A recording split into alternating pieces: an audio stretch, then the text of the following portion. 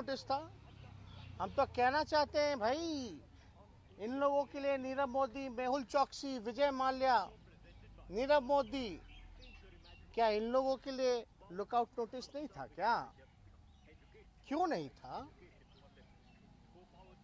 कितने बड़े बड़े घोटाले हुए बिहार में, सृजन घोटाला, उसका रिकवरी कौन करवाएगा?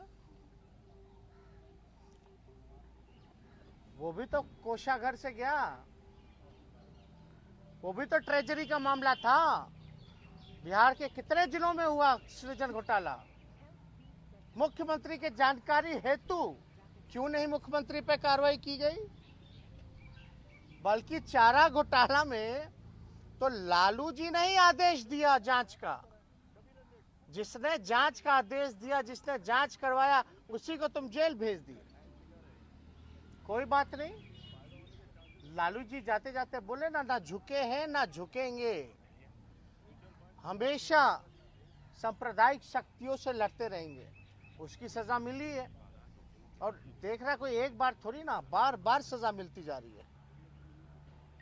लोग को लग रहा है भाई किस बात का बार बार एक ही आदमी पे सजा सुनाई जा रही है, और जो यहाँ 80 घोटाला करके बैठा है, सृजन महाघोटाला, महापाप करके बैठा बालिका गृह वाला, उन लोगों पे कोई कार्रवाई नहीं होती। तो भाई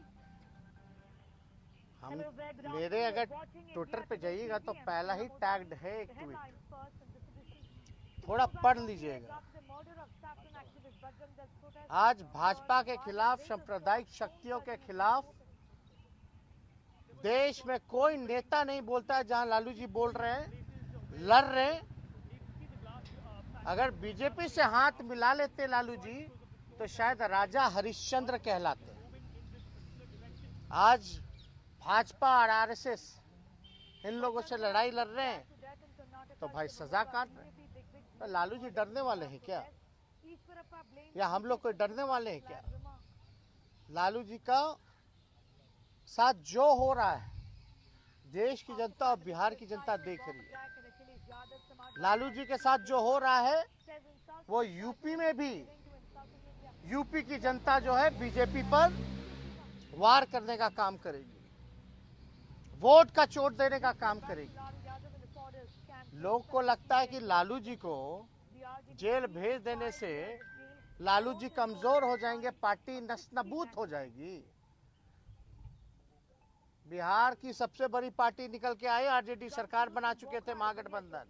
ये तो कुछ बेईमानी कर करके लोग आ गए थे, तो लालू जी तो और मजबूत हुए, पार्टी मजबूत हुई, और लालू जी का एक एक सिपाही आने वाले समय में बीजेपी और आरएसएस को बिहार की धरती से और नीतीश कुमार जी जैसे बेईमान नेता को खत्म करके, खत्म मतलब पॉलिटिकली खत्म करके ही सांस लेकर के जो है वो काम करेगा। ये चुनौती है जो देश के लिए, जिन लोग बर्बाद कर रहे हैं, जो देश के युवाओं को बर्बाद कर रहे हैं, देश के संपत्तियों को बेचा जा रहा है। तो सीबीआई, ईडी, इनकम टैक्स नहीं है, रेल बेच दिया, सेल बेच दिया, एयर इंडिया बेच दिया, एलआईसी बेच दिया, इंडियन ऑयल, भारत पेट्रोलियम सब बेच दिया, लेकिन चार्जशीट हम लोगों पर। किस शर्त पे बेचा, क्या बेचा, और खरीदार दो चार ही लोग पूरे देश भर में देश के संपत्तियों को खरीद रहे हैं। ये है क्या न्याय?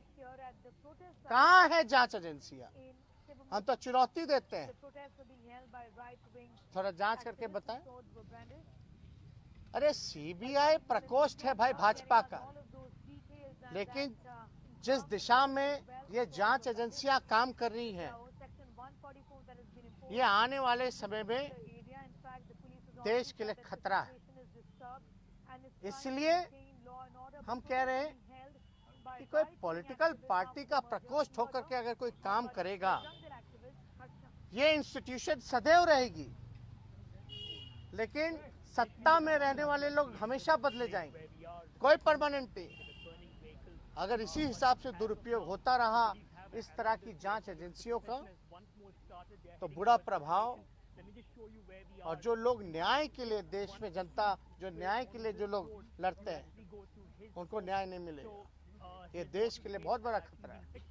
और हमने पूर्व में भी कहा, आज सर्वे करवा लो, आप लोग सर्वे करवा लीजिए।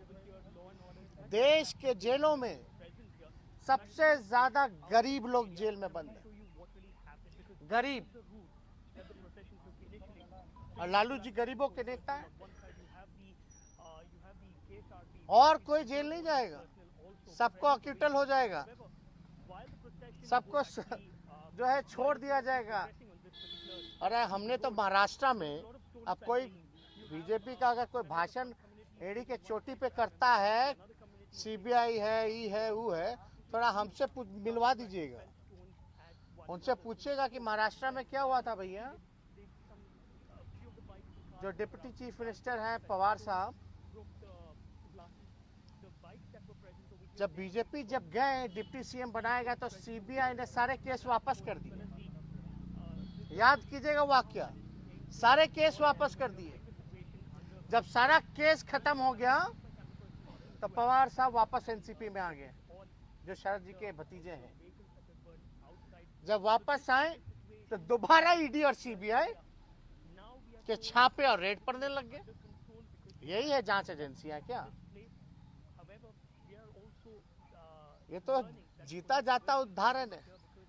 और हमको कैसे सैकड़ों उदाहरण मिलेंगे, इस पे हम नहीं कहना, लेकिन ऐसी संस्थानों का दुरुपयोग किया जा रहा है।